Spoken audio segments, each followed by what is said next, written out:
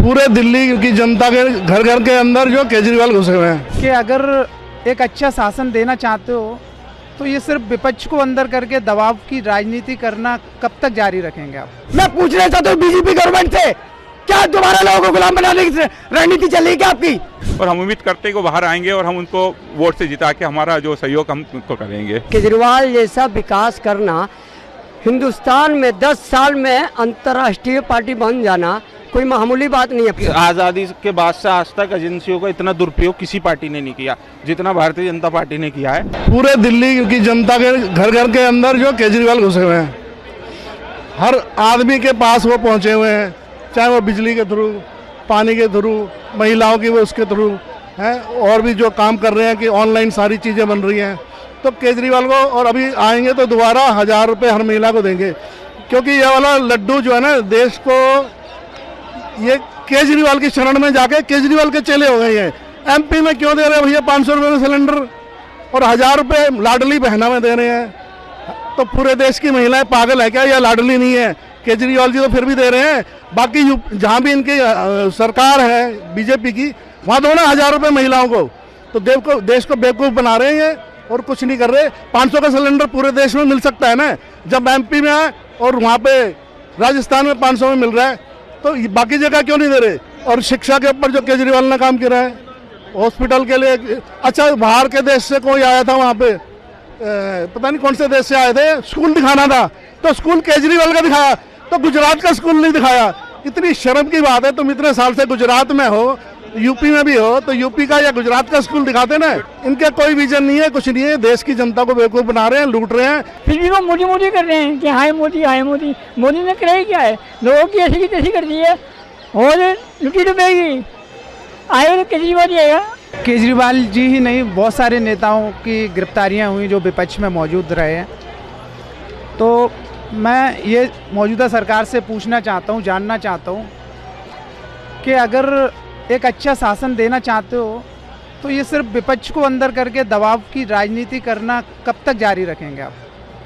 मौजूदा जो सरकार है, जो बीजेपी पार्टी के जो लीडर्स हैं, उनके ऊपर कार्रवाई क्यों नहीं होती है? उनके ऊपर क्यों नहीं ईडी जाती है? उनके ऊपर सीबीआई जांच क्यों नहीं करना चाहती है? तो ये बड़ा गंभीर विषय है कि एक तरफा कार्रवाई होना लोकतंत्र की हत्या को दर्शाता है।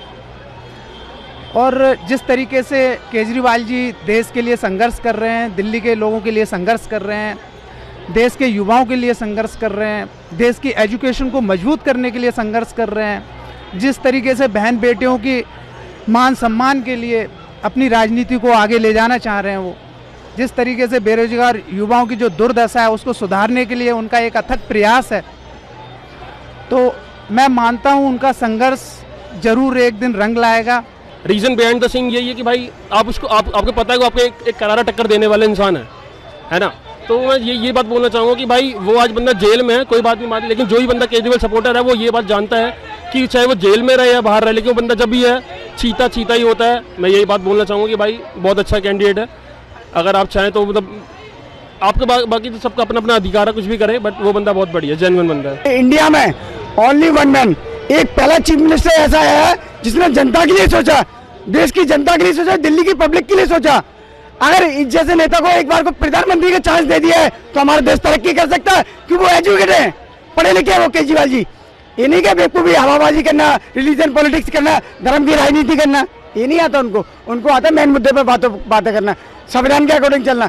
और जो बीजेपी सरकार अभी करके आई रिसेंटली, संविधान को बदलने की बात कर रहे हैं, इनके नेता करते हैं, कभी इनका पर्सनल एडवाइजर करता है। तो हम बताइए मेरे को, ये निकम्मी सरकार करना क्या चाहती है? लोकतंत्र को खत्म करना चाहती है, राजतंत्र लाना चाहती है, मनुस्मृति के आधार पर संविधान लागू करना चाहती है, क्या करना चाहती है? मैं पूछना चाहता हूँ बीजेपी गवर्नमेंट से, क्या दोबारा लोगों को गुलाम बनाने की रणनीति चल रही है क्या आपकी? बस में आप देखिए फ्री बिजली दे रहे हैं और उसके बाद कोई कर्ज नहीं ले रहे हैं। वो आज अपन गुजरात की बात करें, गुजरात में 25 साल या जितने भी साल बीजेपी को हुए उन्होंने 3 लाख करोड़ का कर्ज लिया, उसके बाद भी फ्री नहीं दे पा रहे हैं। और आप केजरीवाल जी की उपलब्धियां देख लिए, उन्होंने कोई पैसा 3000 करोड़ रुपये अभी तक आज इतने 10 सालों में उन्होंने मार्केट से उठाया है, और 3000 करोड़ के बदले में वो पब्लिक को कितनी सहायता दे रहे हैं, कितनी मदद कर रहे हैं। वो देखिए, आप स्कूल देख लिए, आप यहाँ के आप बसें देख लीजिए, बिजली देख लीजिए, पानी देख लीजिए, मोहल्ला क्लिनिक देख लीजिए, हर चीज़ अगर फ्री मिल रही है और पैसा भी हमको लोन पे नहीं लेना पड़ रहा है तो इससे अच्छी उपलब्धि क्या हो सकती है किसी के लिए।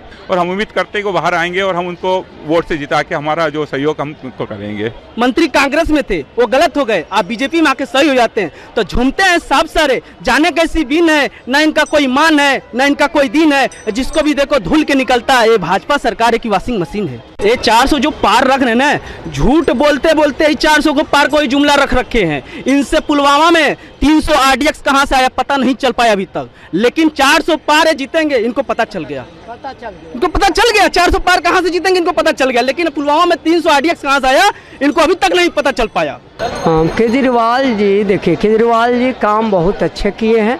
केजरीवाल जी का LG जो है गवर्नर, वो काम करने को राजी नहीं, जो भी फाइल जाता है ये भेजते थे, वो सीधे दाब देकर आगे नहीं बढ़ाता। केजरीवाल जैसा विकास करना, हिंदुस्तान में 10 साल में अंतर्राष्ट्रीय पार्टी बन जाना कोई मामूली बात नहीं है। 50 साल से कोई क्षेत्रीय पार्टी नहीं बनी, मगर केजरीवाल साहब 10 साल में दिखा दिए कि हम हैं।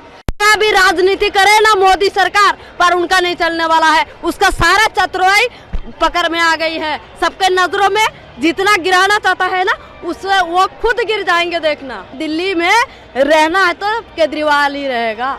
आज़ादी के बाद से आज तक एजेंसियों का इतना दुरुपयोग किसी पार्टी ने नहीं किया जितना भारतीय जनता पार्टी ने किया है।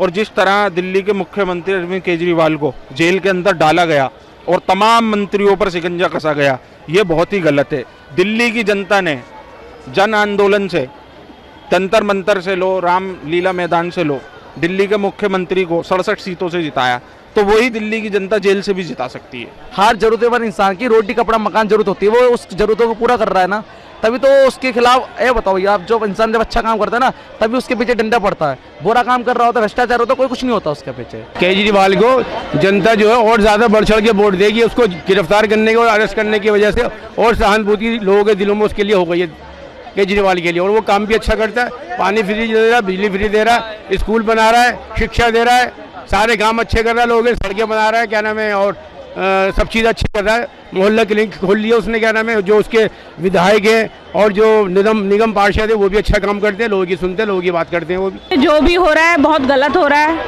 ये सब पॉलिटिक्स है जो कि नहीं होनी चाहिए। आप ये बताइए ना, इलेक्शन नज़दीक हैं, उसी के आसपास ऐसा क्यों हुआ?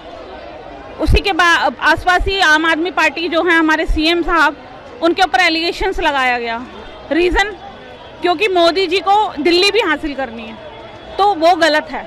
ये सब पॉलिटिशियन के दौरान हो रहा है, जो भी हो रहा है। तो मेरा कहना है कि आम आदमी पार्टी जिंदाबाद।